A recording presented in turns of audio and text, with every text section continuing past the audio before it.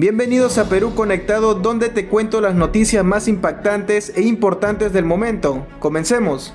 Porque para acusarlo sí lo hacen responsable de todo lo que pasó durante su gobierno, pero para reconocer la derrota del terrorismo, ahí sí se hacen los desentendidos. Qué conveniente, ¿no? Si pasó algo malo, Fujimori culpable. Si cayó Abimael, no, eso fue otra cosa. No, pues, la historia completa o nada. Entonces, ¿por qué durante tantos años nos contaron solo una parte de la historia? ¿Por qué nos hablaron tanto de los abusos de algunos malos elementos del Estado, pero tan poquito del origen real de esa guerra? ¿Por qué? ¿Por qué? ¿Por qué se intentó convertir a Fujimori en el gran responsable moral de todo, mientras se suavizaba o se relativizaba el papel de los terroristas? Ese es el relato que tenemos que romper. Fujimori dictador, Fujimori genocida, Fujimori violador de derechos humanos. Así te lo repiten, así te lo gritan, porque así se lo han metido en la cabeza desde hace años. Pero cuando uno deja de repetir narrativas y empieza a mirar el juicio, los hechos y la forma en la que lo condenaron, aparece una pregunta tan incómoda que muchos zurditos no quieren responder porque se les rompe el libreto. Si no hubo una prueba directa, una orden escrita, un audio, un video o un documento donde Alberto Fujimori dijera hagan esto o aquello, entonces, ¿en qué se basaron para encerrarlo?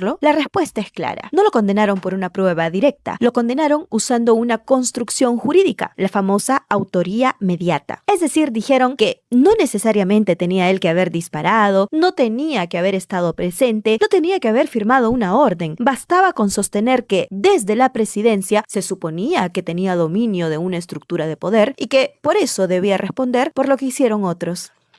Es decir, si pasó durante tu gobierno, entonces es culpa tuya. Pero no hay pruebas. Sí, pero tú eras el presidente. Ese es el punto. Y ahí es donde empieza la narrativa que nos han vendido durante años. Te hablan, por ejemplo, de los abusos cometidos por algunos militares o policías, pero usan esos abusos para desviar el foco del verdadero origen del terror en el Perú. Porque sí, hablemos claro, hubo malos militares, hubo malos policías, hubo gente que se aprovechó del caos para abusar, ejercer poder, cometer excesos. Yo no estoy defendiendo a esas personas. El que cometió un abuso, que responda. Pero una cosa es reconocer abusos y otra, muy distinta, es permitir que esos abusos sean usados para borrar al verdadero criminal de la historia, el terrorismo. Terrorismo que no empezó con Fujimori. Esto empezó en 1980. Y para ser más exactos, el 17 de mayo de 1980 en Chuschi, Ayacucho. Sendero Luminoso quemó ánforas electorales y dio inicio a su llamada Guerra Popular. ¿Y quién gobernaba en ese momento? Francisco Morales Bermúdez. Y Fernando Belaúnde Terry era quien asumiría el poder el 28 de julio de 1980. Entonces que no nos quieran vender el cuento de que Fujimori inventó el conflicto. Fujimori no creó el incendio. Fujimori recibió un país que ya llevaba años ardiendo. El Perú no entró en el caos porque un militar se levantó un día con ganas de cometer abusos. El Perú entró en el caos porque los terroristas le declararon la guerra al Estado, a los campesinos, a los policías, a los militares, a los alcaldes, a los dirigentes populares, a los empresarios, a los niños, a las mujeres embarazadas, a los padres, a las madres, a las familias, a todos los peruanos. Y acá viene el dato que les duele. La misma Comisión de la Verdad y Reconciliación, sí, la misma CBR, que no fue precisamente muy amiga del fujimorismo, sino todo lo contrario, reconoce que Sendero Luminoso fue responsable de más del 54% de las víctimas fatales reportadas y estima que Sendero provocó 31.331 víctimas fatales. 31.331. Y si esa CBR reconoce esa cifra, yo, como opinión personal, estoy convencida de que el daño real fue todavía mayor, muchísimo mayor, porque ya sabemos cómo estos sectores han intentado lavarle la cara a los tucos, maquillarlos, suavizarlos y venderlos como si hubieran sido luchadores sociales con mala suerte. No, señores, no eran luchadores sociales, eran terroristas. Y cuando Fujimori llega al poder, Sendero no era un grupito de revoltosos con pancartas. Sendero estaba en su mayor expansión, con presencia territorial, estructura criminal y una estrategia para tomar el poder. No querían protestar, querían tomar el poder por las armas. Y en una situación de guerra, señoras y señores, la gente muestra lo que verdaderamente es. Algunos mostraron valentía y otros mostraron miseria. Algunos militares y policías sí defendieron al país, otros se desviaron y cometieron abusos, pero el escenario de muerte,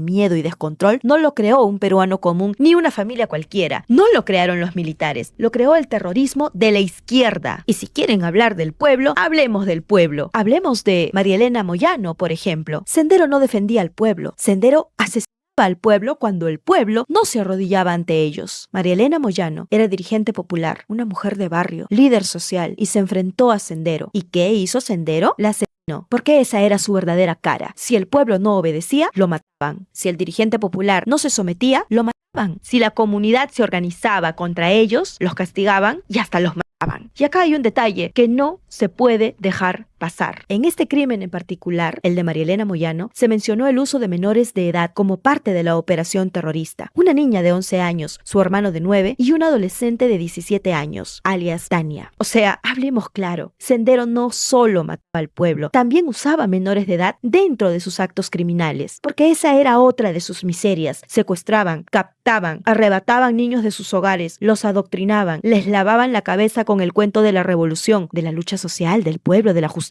para terminar metiéndolos en una maquinaria de muerte. Les anulaban la conciencia, les metían odio en sus corazones, les enseñaban que matar podía ser correcto si el partido así lo ordenaba. Y ahí yo quiero que piensen las madres, sobre todo aquellas que todavía repiten discursos de izquierda como si esto hubiera sido una lucha social romántica. ¿Cómo te habrías sentido tú si un grupo de miserables te arrebataban a tu hijo, le llenaban la cabeza de revolución, de odio, de consignas, de tontería y media, y luego lo convencían de ayudar en el asesinato de una persona inocente? Porque, ¿cuál fue el delito de María Elena Moyano en la cabeza enferma de estos terroristas? ¿Cómo habrías estado tú si convertían a tu hijo en un instrumento de un crimen? Porque eso hacía Sendero. No solo destruía a sus víctimas, también destruía a los niños que utilizaba. Los convertía en mensajeros, vigilantes, cargadores, piezas de contención, carne de cañón y sí, futuros asesinos.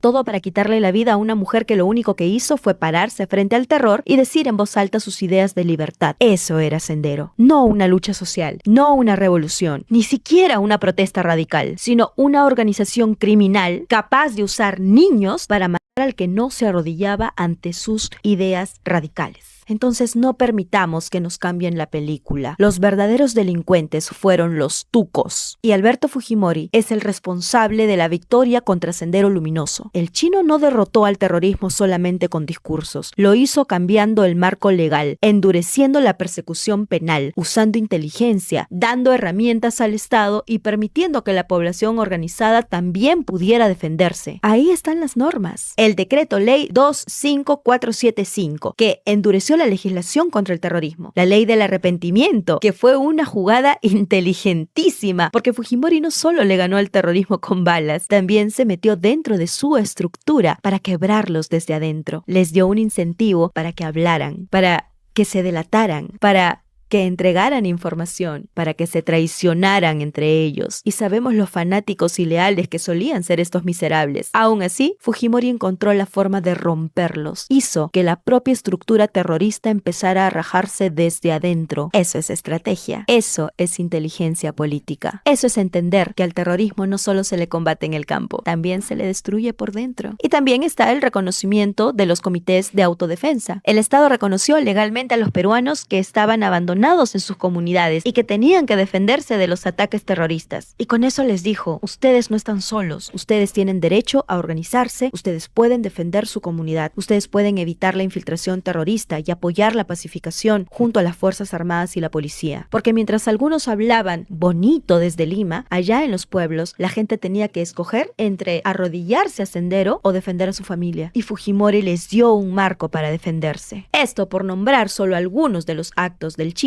contra los tucos. Y claro, también está la captura de Abimael Guzmán. El golpe operativo lo dio el GEIN, el Grupo Especial de Inteligencia de la Policía Nacional. Policías que hicieron un trabajo histórico. Esto durante el gobierno del chino. Vamos, zurditos, díganlo, ustedes pueden. Porque para acusarlo sí lo hacen responsable de todo lo que pasó durante su gobierno, pero para reconocer la derrota del terrorismo, ahí sí se hacen los desentendidos. Qué conveniente, ¿no? Si pasó algo malo, Fujimori culpable. Si cayó Abimael, no, eso fue otra cosa. No, pues, la historia completa o nada. Entonces, ¿por qué durante tantos años nos contaron solo una parte de la historia? ¿Por qué nos hablaron tanto de los abusos de algunos malos elementos del Estado, pero tan poquito del origen real de esa guerra? ¿Por qué? ¿Por qué? ¿Por qué se intentó convertir a Fujimori en el gran responsable moral de todo, mientras se suavizaba o se relativizaba el papel de los terroristas? Ese es el relato que tenemos que romper. Porque una cosa es pedir justicia para quien fue víctima de un abuso, y otra muy distinta es usar el dolor de esa víctima para reescribir la historia y poner al Estado peruano como si hubiera sido el villano principal. No, el villano principal fue el terrorismo. Y si vamos a hablar de Fujimori, hablemos completo. No solo del juicio, no solo del Grupo Colina, no solo de la condena construida con indicios. Hablemos también del presidente que cambió las reglas, enfrentó al terrorismo y entregó un país pacificado. Porque la historia no se cuenta completa cuando solo se acusa al que derrotó al terror y se baja la voz cuando toca hablar de quienes sembraron ese terror. Y esa es la trampa en la que han caído como moscas tantos zurditos confundidos. Convertir al vencedor del terrorismo en villano y al terrorismo en